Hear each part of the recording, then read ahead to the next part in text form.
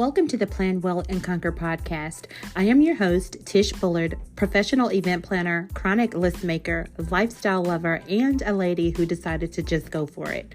My goal for this podcast is to inspire you to go after the big things with a winning mindset and to create a life that you love. Each week, I will share tips and discussions on productivity, mindset, lifestyle, and a dash of hospitality so that you can shine in every area of your life. I am so glad that you're here. So let's get right on into the episode.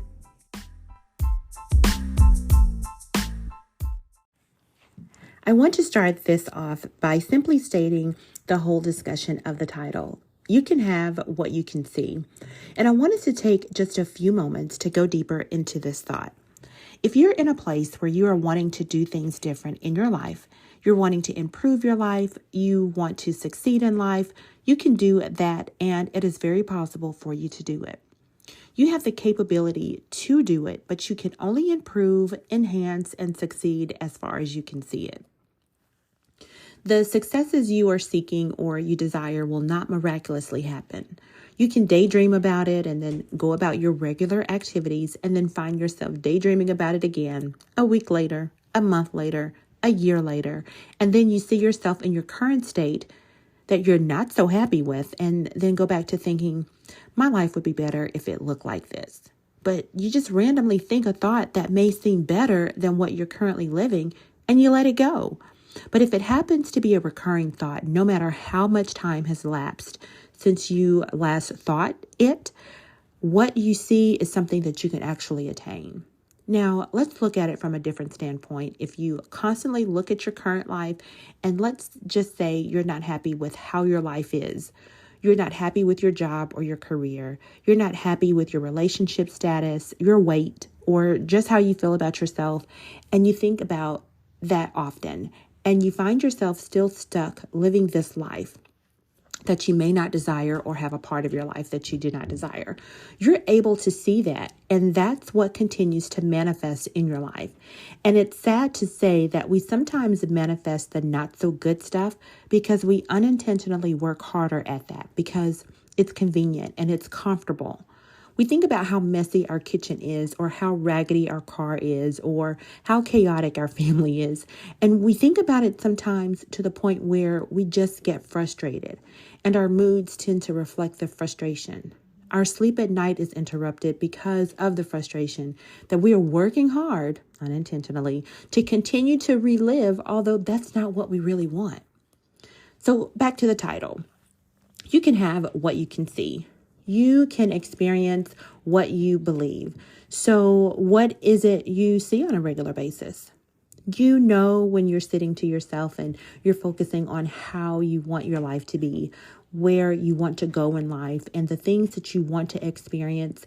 Have you ever really just taken the time to see what it is you actually want and put together a plan to make those things happen? Because let me tell you this, it will not miraculously happen. Although I wish it would. I wanted that for my life.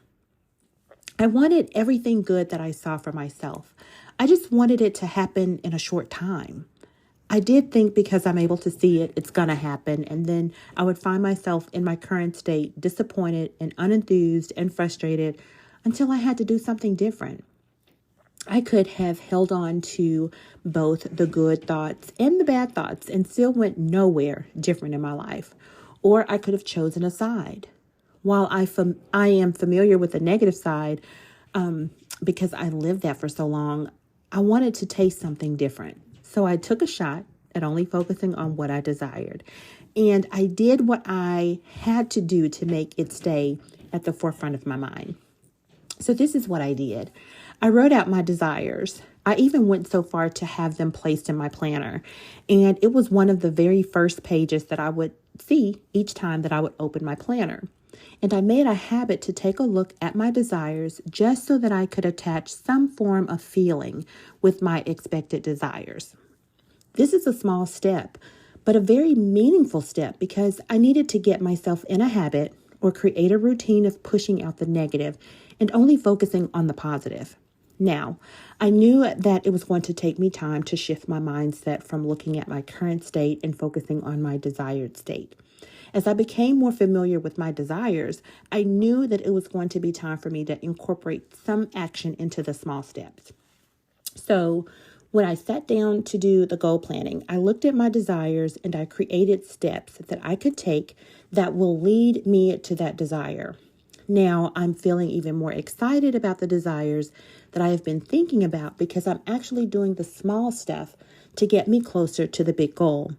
And knowing that it will take time, I am now on a journey to experience a better life. I was more motivated to do the things that will lead me to my desires. So friend, I am encouraging you to take a deeper look at what it is you see for yourself on a daily basis and choose a side. Choose whether you want the best for your life or you want the worst, because if you don't choose, it will be chosen for you. And oftentimes it's not the best part that we want to happen. So decide what desires you want to entertain and make a list of the things that you can do right now. Use that same technique for absolutely anything, like losing weight, taking better care of your home, applying for a promotion. I mean, you name it. If you can see it, it can be done, but it will require you to do something. So I say this often to my children, and I often repeat it to myself when I find myself leading towards the mindset of complacency. Here it is. If you want something different, you have to do something different. And I'm going to say that again for you. If you want something different, you have to do something different. And that's it. I'm going to leave you with that thought. And I hope that this helps you. If this podcast resonates with you or you want to dive deeper into the discussion, let me know. You can email me at tish@tishbullard.com. And you can also find me on Instagram at I am Tish Bullard. I also post regular blogs on my website at www.tishbullard.com, where you can also find my latest podcast episode. All right, friend, until the next show, plan well and conquer. Talk soon.